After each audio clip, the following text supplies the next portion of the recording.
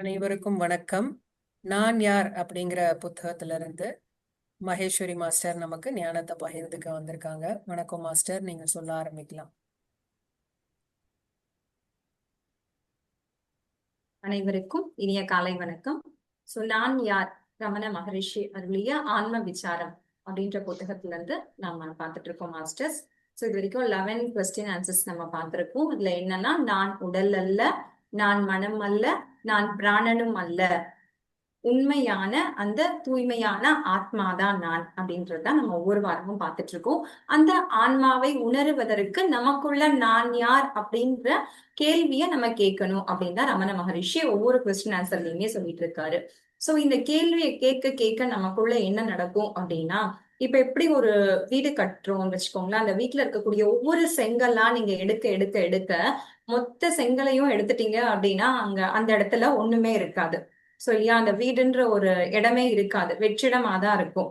அந்த மாதிரிதான் நான் யார் அப்படின்ற கேள்விய தியானத்தின் மூலமாக நம்ம தியானத்துல உட்காரும் போதெல்லாம் அந்த நான் யார் அப்படின்ற வினாவை நமக்குள்ள எழுப்பும் போது என்ன நடக்கும் அப்படின்னா, நமக்குள்ள இருக்கக்கூடிய எண்ண தொடர்கள் அற்று ஒவ்வொரு எண்ணமும் எழும்போது இந்த எண்ணம் யாருக்கு வந்தது, எங்கிருந்து வந்தது, எங்கிருந்து இந்த எண்ணம் கிளம்புது அப்படின்ற அந்த விசாரணை மூலமாக நமக்கு எண்ணமற்ற நிலை.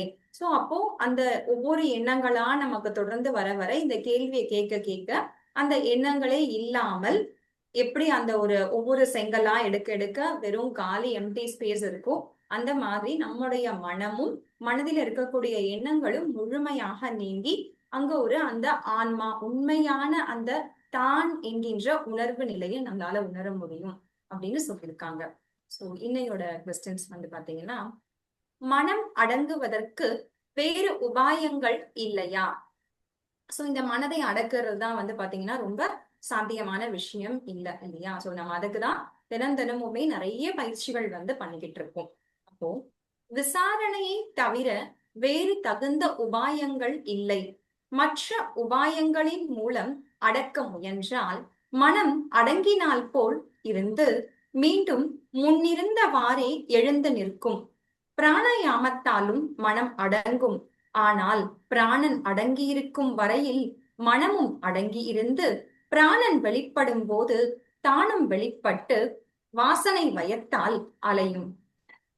நாமளும் இந்த மனம் அடங்குவதற்கு நிறைய முயற்சிகள் எடுக்கிறோம் இல்லையா? அதுல ஒண்ணுதான் இந்த பிராணாயாமம் அப்படின்றத பத்தி அவர் சொல்றாரு. பிராணாயாமம் என்றால் பிராணனை சீர் செய்தல் என்று பொருள்.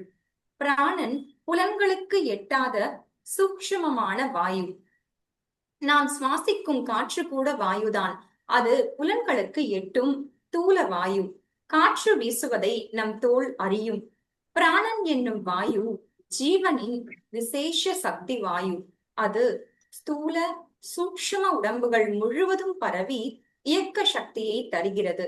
ஜீவன் என்பது மனம். மனம் செயல்பட உதவும் சக்தி பிராணசக்தி.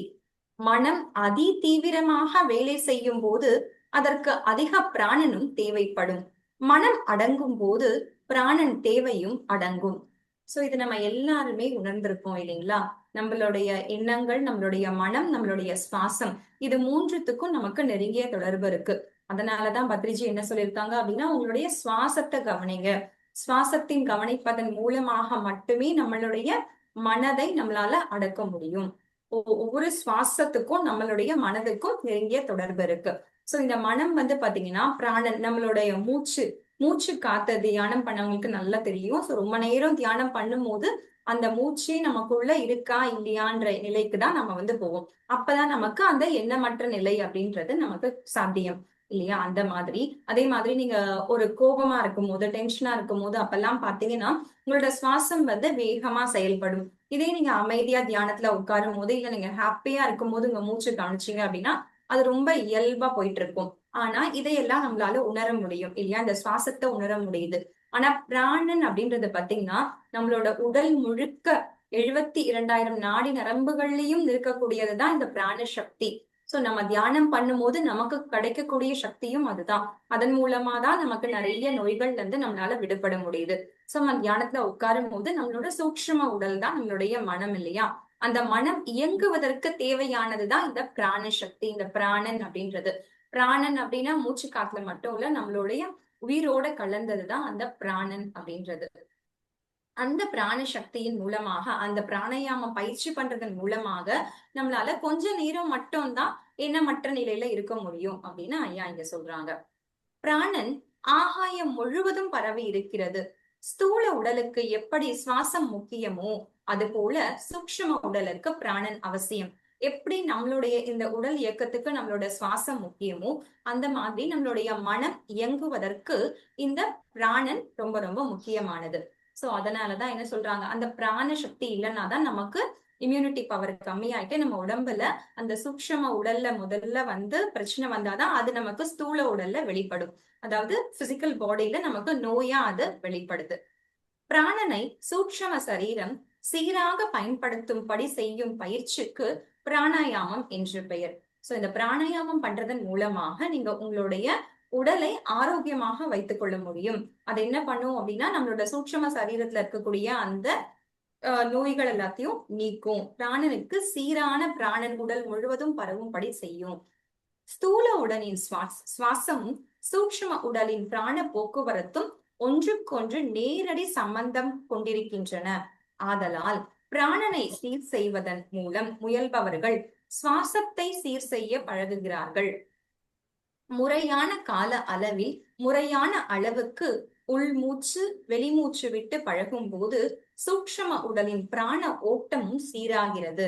சோ அதனாலதான் நம்ம தியானம் பண்றதுக்கு முன்னாடி நாடி சுத்தி பிராணாயாமம் தெரிஞ்ச உங்களுக்கு எக்ஸ்பீரியன்ஸ் அதை பண்ணிட்டு நீங்க உட்கார்ந்து தியானத்துல உட்காரும் போது சீக்கிரமா அந்த தியான நிலைக்கு உங்களால போக முடியும். இத பிராக்டிஸ் பண்ணவங்களுக்கு இத ஃபீல் பண்ண முடியும். சோ பிராணாயாமம் அப்படின்றத நீங்க பிராக்டிஸ் பண்றதன் மூலமாக உங்களுடைய சுவாசத்தை உங்க கண்ட்ரோலுக்கு கொண்டு வர முடியும் அப்படின்னு சொல்றாங்க.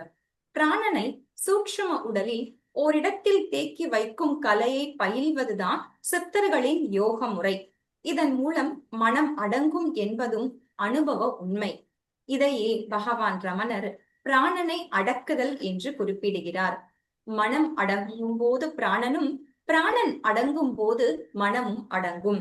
சோ நாம எப்பெல்லாம் இந்த பிராணாயாம பயிற்சி பண்றோமோ அப்போல்லாம் நம்மளோட மனம் அந்த அமைதி நிலையிலேயே இருக்கும். அப்ப பிராணன் அடங்கும் போது மனம் அடங்கும், பிராணன் இல்லாத போது அடங்காத போது மனம் என்ன பண்ணும், அடங்காது அப்படின்னு சொல்றாரு.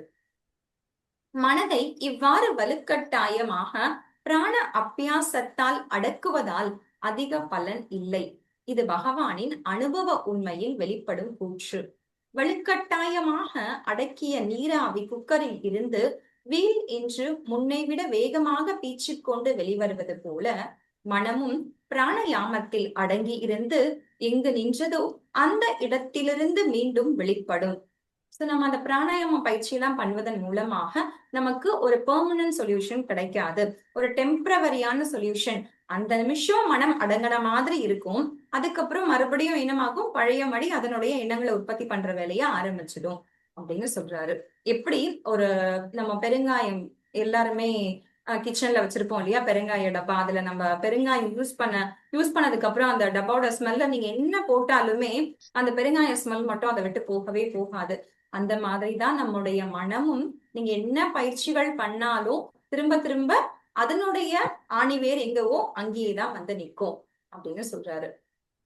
பிராணன் வெளிப்படும் போது தானும் வெளிப்பட்டு வாசனை வயத்தால் அலையும். சோ எப்பெல்லாம் அந்த பிராணனை அடக்காம நம்ம வெளியில விடும் போது அந்த மனமும் என்ன செய்யும், அதுவும் ஒரு ஃப்ரீக்வன்சி தானே, அதனோட அலை வேகத்துக்கு ஏத்த மாதிரி எண்ணங்களை உற்பத்தி பண்ணிக்கிட்டே இருக்கும். மேலும் நினைவே மனதின் சொரூபம். நான் என்னும் நினைவே மனதின் முதல் நினைவு. அதுவே அகங்காரம். அகங்காரம் எங்கிருந்து உற்பத்தி ஆகிறதோ அங்கிருந்துதான் மூச்சும் கிளம்புகிறது. ஆகையால் மனம் அடங்கும் போது பிராணனும், பிராணன் அடங்கும் போது மனமும் அடங்கும். சோ இந்த நினைவு அப்படின்றதுதான் மனதினோட சொரூபம். அந்த மனதினோட சொரூபம் அப்படின்னா அதனோட ஆக்டிவிட்டி. மனம் என்ன பண்ணும், ஒண்ணு கடந்த கால நினைவுகளை நமக்கு கொடுத்துக்கிட்டே இருக்கும் இல்லையா. சோ நேத்து இது நடந்துச்சு, அன்னைக்கு இது நடந்துச்சு. நமக்கு யாராவது ஒருத்தர் மேல கோபம் இருந்தா கூட அன்னைக்கு நம்ம அந்த கோபத்தை மறந்திருந்தாலும் மனம் என்ன பண்ணும், எடுத்து அன்னைக்கு இவர் உன்னை இந்த வார்த்தையை சொல்லி உன்னை திட்டாரு, நீ அவர் மேல கோபமா இருக்க அப்படின்னு சொல்லிட்டு உள்ளிருந்து அது தன்னுடைய வேலைகளை செய்துகிட்டே இருக்கும். அந்த நான் என்கின்ற நினைவு தான் மனதினுடைய முதல் நினைவு. எங்கெல்லாம் அந்த நான் கிளம்புதோ அங்கெல்லாம் அங்க அகங்காரமும் கிளம்ப ஆரம்பிச்சிடுது. இந்த அகங்காரம் அப்போ மூச்சு, அங்க மூச்சுல இருந்துதான் அந்த அகங்காரமும் ஆரம்பிக்கிறது அப்படின்னு சொல்றாரு. பிராணன் அடங்கும் போது மனமும் அடங்கும். அப்போ நம்ம அமைதியா ஒரு இடத்துல மூச்சை நம்ம கண்ட்ரோல் பண்ணி உட்காரும் போது ஆட்டோமேட்டிக்கா நம்மளுடைய மனமும் அடங்குது. ஆனால் சுழுத்தியில் மனம் அடங்கி இருந்த போதிலும் பிராணன் அடங்கவில்லை. தேகத்தின் பாதுகாப்பின் நிமித்தமும் தேகமானது மறித்து விட்டதோ என்று பிறர் ஐயுறா வண்ணமும் இவ்வாறு ஈஸ்வர நியதியால் ஏற்பட்டிருக்கிறது. ஜாக்கிரத்திலும் சமாதியிலும் மனம் அடங்குகிற போது பிராணன் அடங்குகிறது. பிராணன் மனதின் ஸ்தூல ரூபம் எனப்படும். சோ எல்லா வார்த்தைகளுமே உங்களுக்கு ரொம்ப புதுசா இருக்கும் இல்லையா இந்த வார்த்தைகள். அதுக்கான மீனிங் நான் உங்களுக்கு சொல்றேன். இந்த 3 விஷயம் இருக்கு: சுழுத்தி, ஜாக்கிரத், சமாதி. சுழுத்தி அப்படின்னா என்னன்னா, சுழுத்தி என்பது கனவற்ற ஆழ்ந்த தூக்கம். சோ நம்ம எல்லாருமே தினமுமே ஆழ்ந்த தூக்கத்துக்கு தான் போறோம் இல்லையா? அட்லீஸ்ட் ஒரு மணி நேரமாவது நம்ம ஆழ்ந்த தூக்கத்துல இருப்போம். எல்லாருமே நைட்டு தூங்க போகும்போது ஒரு சிலருக்கு கனவுகள் வரலாம், ஒரு சிலருக்கு சரியான தூக்கம் இல்லாம இருக்கலாம். ஆனா கொஞ்ச நேரமாவது நம்ம அந்த ஆழ்ந்த தூக்கத்துல இருப்போம். அதுதான் இவர் சுழுத்தின்னு சொல்றாரு. அப்போ அந்த ஆழ்ந்த தூக்கத்துல இருக்கும் போது அங்க இந்த உடல் நான் அல்ல, மனம் நான் அல்ல, எந்த எண்ணங்களும் உங்களுக்கு கிடையாது. அப்ப நீங்க இறைவனோட ஒன்னா கலந்திருக்கீங்க. அடுத்து ஜாக்கிரத். ஜாக்கிரத் அப்படின்னா நல்லாவே தெரியுது அந்த வார்த்தையிலேயே விழிப்பு நிலை. அந்த சுழுத்தி அப்படின்றது என்னன்னா நம்ம ஆழ்ந்த தூக்கத்துல இருக்க நிலை. ஜாக்கிரத்னா விழிப்பு நிலை. தூக்கத்துல இருந்து எழுந்துக்கிறோம் இல்லையா காலையில, அந்த விழிப்பு நிலை தான் ஜாக்கிரத். சமாதி என்பது நான் உலகம் என்கின்ற வேறுபாடற்ற எண்ணங்களற்ற தியானத்தின் முடிவு நிலை. சோ அதுதான் ஜீவ சமாதி இல்லையா? சமாதி நிலை அடைஞ்சிட்டாங்க அவங்க அப்படின்னு சொல்றதெல்லாம் அந்த மூச்சும் இல்ல. ஜீவ சமாதியில அவங்க உயிரோடவே போய் உட்கார்ந்துப்பாங்க. சமாதி நிலைக்கு தியானத்தின் மூலமாகவே அந்த நிலைக்கு அவங்க போயிருவாங்க. அதுதான் தியானத்தினோட கடைசி நிலை, முடிவு நிலை. அதுதான் சமாதி அப்படின்னு சொல்றாங்க.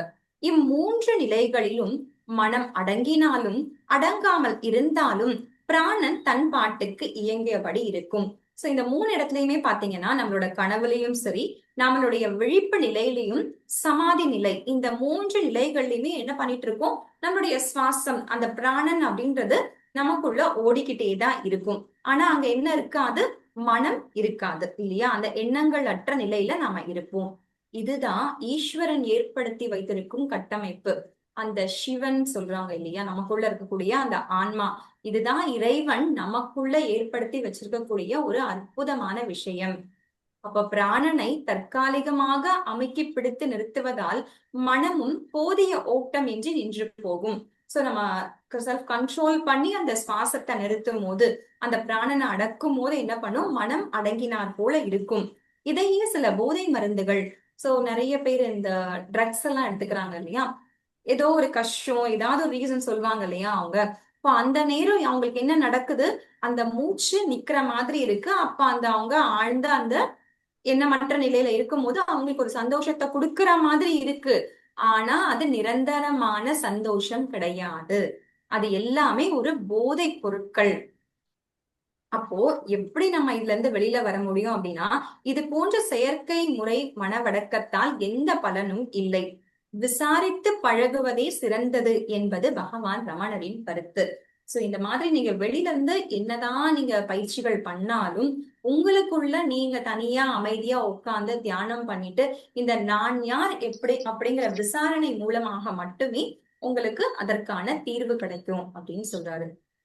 மரண காலம் வரையில் மனம் பிராணனை உடலில் வைத்துக் கொண்டிருந்து உடல் மரிக்கும் காலத்தில் அதை கவர்ந்து கொண்டு போகிறது. ஆகையால் பிராணாயாமம் மனதை அடக்க சகாயம் ஆகும் அன்றி மனோநாசம் செய்யாது. பிராணாயாமம் போலவே மூர்த்தி தியானம், மந்திர ஜபம், ஆகார நியமம் என்பவையும் மனதை அடக்கும் சகாயங்களே. இந்த வார்த்தைகள் எல்லாமே ரொம்ப புதுசா இருக்கும் இல்லையா? இது வரைக்கும் நம்ம நார்மலா கேட்ட வார்த்தைகளா இது இருக்காது. அவர் என்ன சொல்றாரு அப்படின்னா, அப்ப எல்லாரும் கேட்பீங்க உடனே, எது வரைக்கும் நான் யாருன்ற விசாரணை இருக்கணும் அப்படின்னா, மரண தருவாயில் நம்ம கடைசி சாகுற வரைக்கும் நமக்கு இந்த மூச்சு நமக்குள்ள இருக்கு இல்லையா? சோ அந்த மூச்சு நம்ம கிட்ட இருக்க வரைக்கும் நம்ம என்ன பண்ணணும்? தியானமும் பண்ணணும். நான் யார் அப்படின்ற விசாரணையும் நம்ம தொடர்ந்து பண்ணணும். அப்போ நம்ம மரணத்துல என்ன நடக்குது? நம்மளோட மூச்சு நின்னு போகுது. அங்கேயோட நம்மளோட பிராணனும் இந்த உடலில் இருந்து விட்டு போகுது.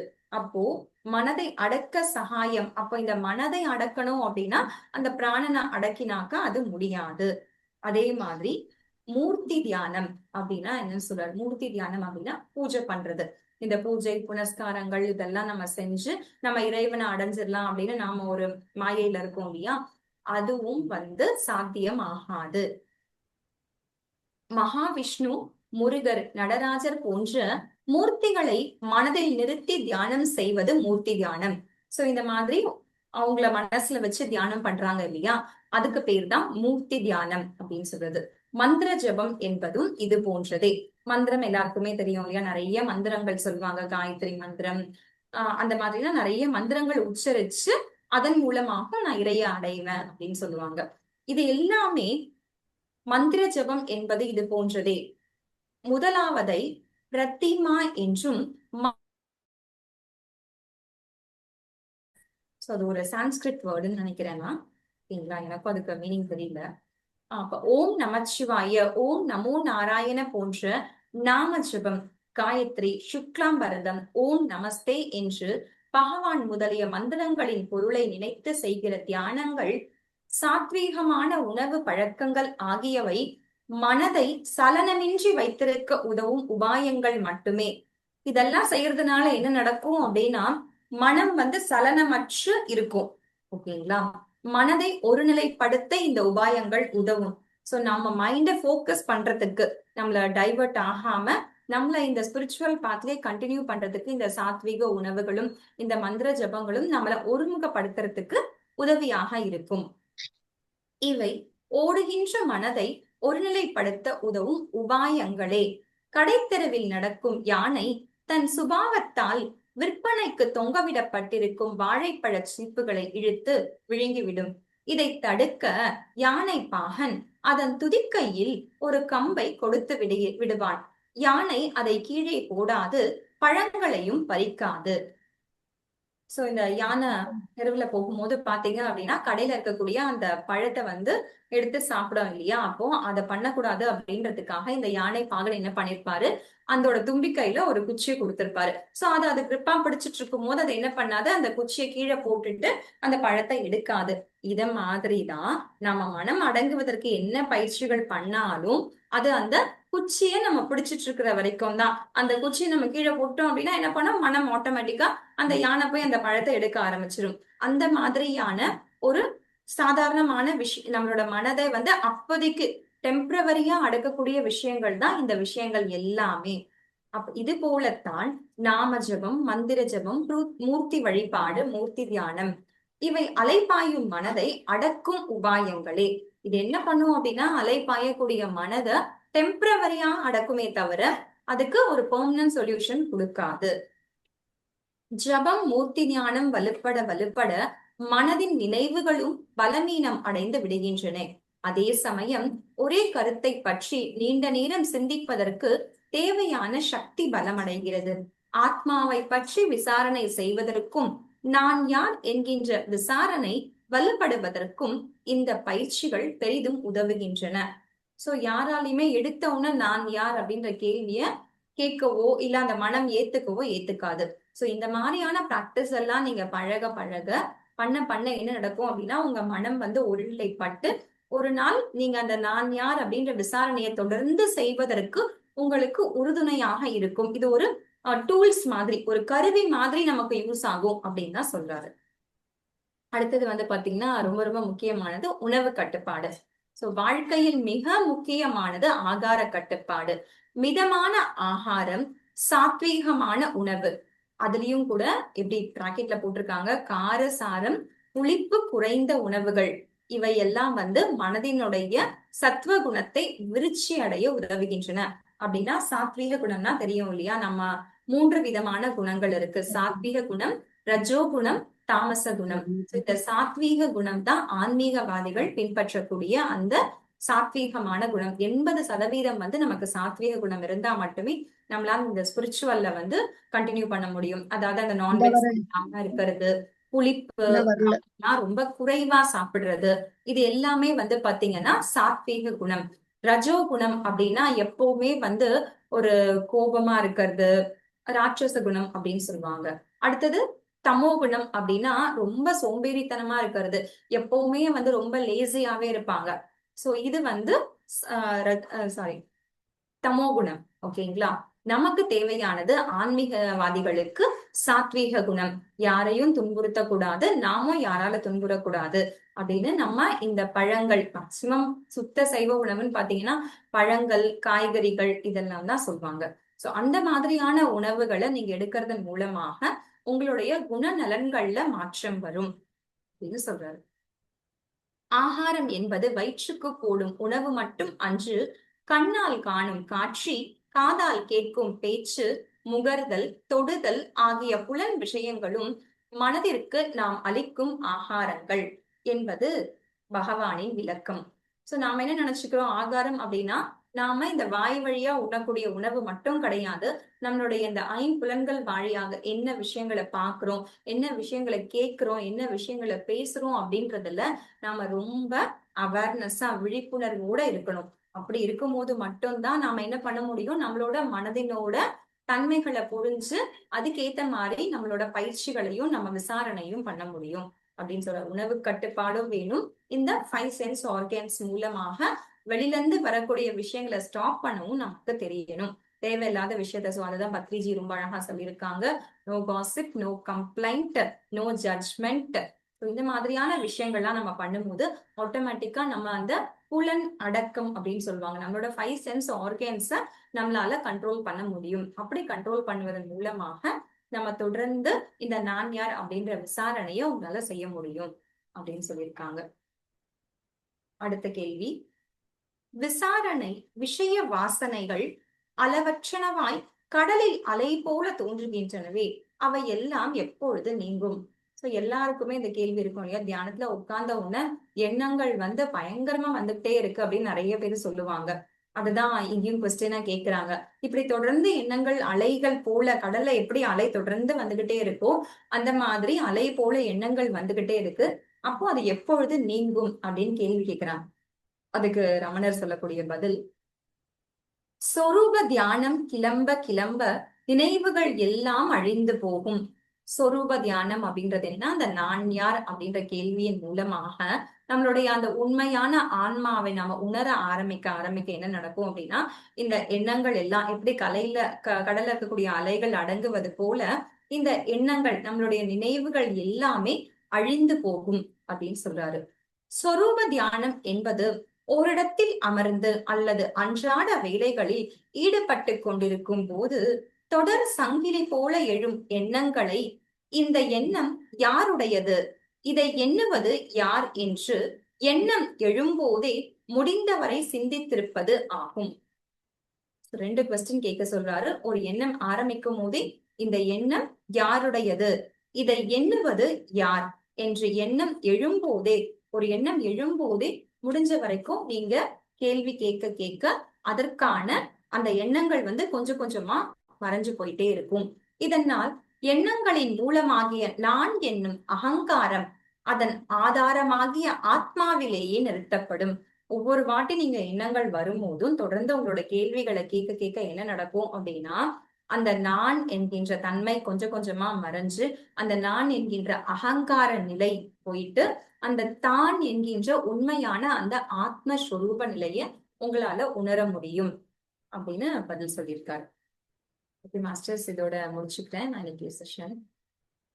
தேங்க்யூ. இவ்வளவு நேரம் நான் பேசினதை நீங்க எல்லாம் பொறுமையா கேட்டதுக்கு. இல்ல ஏதாவது டவுட்ஸ்னா கேளுங்க மாஸ்டர்ஸ், நான் எக்ஸ்பிளைன் பண்றேன்.